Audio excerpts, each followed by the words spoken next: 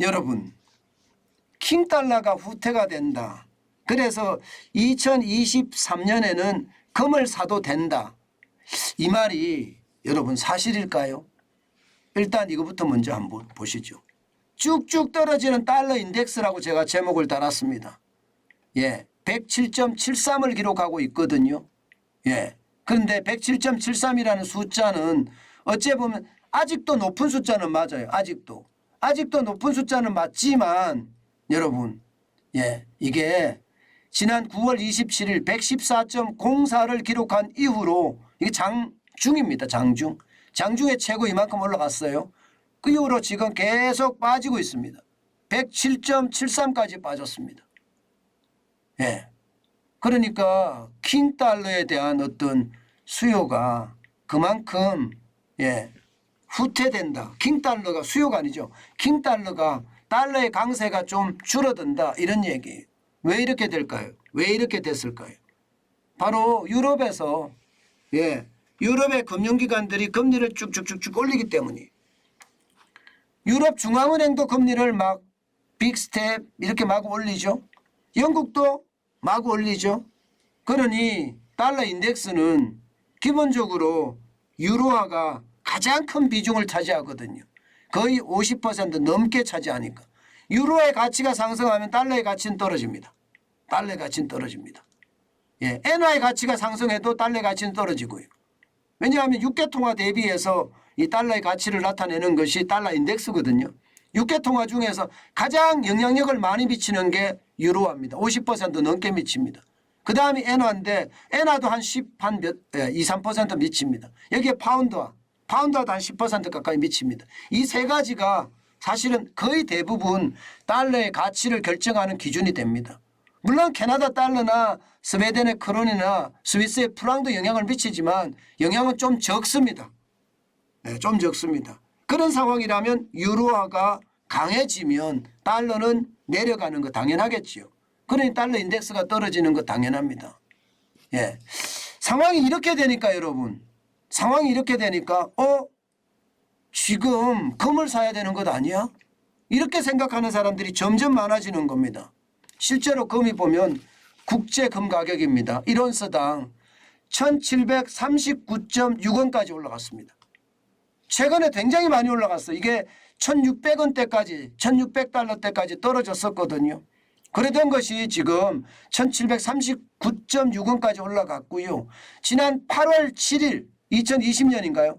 2020년 8월 7일에 최고가를 기록했는데 2051.5달러까지 올라가기도 했습니다. 그리고 2022년에도 말입니다. 이게 2월 3월에는 금이 2000달러를 넘어서기도 했습니다. 그런데 최근의 분위기가 이게 옛날의 영화가 다시 올 수 있다 이런 생각을 많이 하기 시작합니다. 많이 하기. 왜냐하면 달러 인덱스가 떨어지는 것도 있지만 금리를 올리기 때문에 결국 경기는 침체할 거다. 이렇게 시장은 예상하는 거죠. 예, 그만큼 말입니다. 경기 침체에 대한 어떤 두려움이 굉장히 크다. 그러면 경기 침체가 되면 가장 중요한 게 뭐냐? 여러분, 스태그플레이션이 터지잖아요. 예, 스태그플레이션이라는 게 침체에다가 고물가잖아요. 저성장 고물가인데 이게 터지면 금만 찾습니다. 금 찾습니다. 많은 사람들이. 실제로 말입니다. 여러분 1973년부터 1980년까지 스태그플레이션이 터졌을 때도 금값은 지속적으로 올랐습니다. 지속적으로 굉장히 많이 올랐죠. 굉장히 많이 올랐죠. 그리고 닷컴 버블 붕괴하면서 2008년 금융위기까지 이때도 마찬가지 2001년부터 2014년까지 지속적으로 금값이 올랐습니다. 지금 코로나 때도 마찬가지였거든요. 2020년에서 2021년까지 금값 쭉 올랐습니다. 쭉 올랐습니다. 지금 그러면 내년에 어떻게 될 것인가? 경기 침체가 된다고 가정을 하면 아마 금값이 많이 올라가지 않겠느냐 하는 게 지금 시장의 예측이에요. 실제 세계 금협회라고 있습니다. 여기에서 조사한 바에 의하면요. 올해 3분기에 세계 중앙은행들이 금을 엄청 사들였는데 무려 399톤을 사들였습니다. 금액으로 보면 28조 원이에요. 1967년 이후에 55년 만에 최대 규모로 사들였어요. 그러면 세계 중앙은행들이 왜 금을 사들일까요? 금리는 올라가죠. 금은 싸졌다고 생각하니까 금을 사는 거예요. 언젠가는 팔겠다 이런 생각도 가지고 사겠죠. 그만큼 말입니다. 금에 대한 생각들이 조금씩 달라지고 있는 거예요. 금에 대한 생각들이. 내년에 미국의 금리가 이제 멈춘다고 하더라도 경기 침체가 심화되면요. 너도 나도 금 할 겁니다.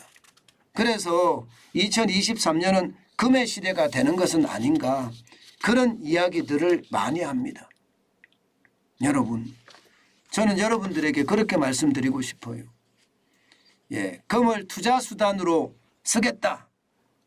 그러면 여러분 반드시 경기 침체를 확인하고 여러분들이 경기 침체가 될 거다 확신을 할 때 금을 사세요. 그게 굉장히 중요하고요. 내가 돈이 많다. 내가 진짜 돈이 많다. 그러면 경기 침체기에는 잘못하면 위기가 올 수도 있잖아요. 그 위기에 대한 해지 수단, 위험을 회피한다는 수단으로 금을 사겠다. 그러면 사세요. 그러면 사세요. 그만큼 말입니다. 위험의 강도가 커질 가능성 저는 커진다고 봅니다. 제가 2020년에 코로나19가 터지고 나서 금에 대한 이야기를 제가 많이 드렸었어요. 금을 사자, 금을 사 하는 이야기를 많이 했는데 요즘은 제가 거의 안 하고 있거든요. 왜냐하면 많이 올랐다고 생각하기 때문입니다. 많이 올랐다고 생각하기 때문에. 여러분 이거 한번 보세요. 이거를 보시면 실제 말입니다. 2016년 12월 2015년이죠. 2015년 12월 18일 때 금이 온스당 1050.8달러를 기록한 적도 있습니다. 이게 경기가 좋을 때 말입니다. 경기가 좋을 때는 금의 시세가 떨어지거든요.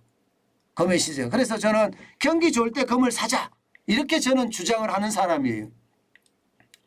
경기가 좋을 때는 뭐 금을 사놓으면 아무래도 금이 싸니까 경제가 위기가 되면 금값이 쭉 올라가는 아까도 제가 보여드린 것처럼 경제 위기 되면 쭉쭉 올라가잖아요. 그죠? 그렇기 때문에 경기가 나쁠 때 사자는 주의. 특히 저는요. 이게 생각했던 것보다가 소소한 듯 하지만 이게 욕심의 깊이가 저는 좀 큽니다. 기왕 투자할 거 찔끔찔끔 먹는 것보다가 좀 크게 먹자. 뭐 그런 주의가 저는 많거든요. 솔직히. 도박성 기질이 저도 있습니다. 그런데 제가 그렇게 안 하는 이유는요. 너무 위험이 따르기 때문이거든요. 그래서 금에 대해서 제가 최근에 들어서는 이게 경기가 좋을 때 금을 사서 많이 쌓아놓으면 경제 위기가 오면 그 금이 황금이 된다 이렇게 말씀을 드렸는데 요즘은 너무 좋으니까 사지 말자 했는데요. 지금 금이 더 오를 수 있다는 이야기들이 워낙 많이 나오고 경기 침체에 대한 위험성이 많이 크니까 이게 내가 가지고 있는 자산의 해지 정도 위험 회피를 하는 수단으로서는 사용했으면 좋겠다. 저는 그렇게 말씀드리고 있습니다. 저는 굉장히 보수적으로 늘 말씀을 드리는데 그만큼 말입니다. 보수적으로 투자해야지 내 자산을 지킵니다. 저는 여러분들에게 지금 금이 지금 뭐 2,000달러에 비해서 싼 거는 맞아요. 그러나 제가 금에 투자하라 하는 이야기는 저는 드리지 않겠습니다. 중요한 것은 위험 회피의 수단으로 쓴다면 써라. 하기는 하겠지만 투자는 이게 뭐 이쪽 저쪽 수수료까지 생각을 하면 쉽지 않습니다. 기본적으로 부가세가 10%가 붙잖아요. 게다가 거래 수수료는 거래 수수료대로 따로 붙기 때문에 규모의 경제가 되지 않는다면 사는 자체가 그만큼 투자 수익이 날까 하는 생각을 하기 때문입니다. 여러분 기본적으로는요. 금을 사잖아요. 금은 이자가 안 붙는 건 당연한 건 다 아시는 거고요. 게다가 부가세가 붙잖아요. 10%라는 부가세가 붙고요. 거래 수수료도 발생을 합니다. 이게 이제 부가세라는 거하고 뭐 이야기가 같이 할 수도 있는데 여기에다가 또 팔 때는 파는 또 수수료 또 따로 들어요. 그렇기 때문에 투자로서는 진짜 고민을 해봐야 된다. 그 말씀 다시 한번 드립니다. 예, 이게 많은 돈을 넣어서 투자를 해서 수익을 낸다 그러면 뭐 규모의 경제라고 해서 가능할 수는 있어요. 그러나 일반 사람들이 투자하기에는 차라리 다른 데다가 저축하는 게 낫지 않을까 저는 그런 생각해 봅니다.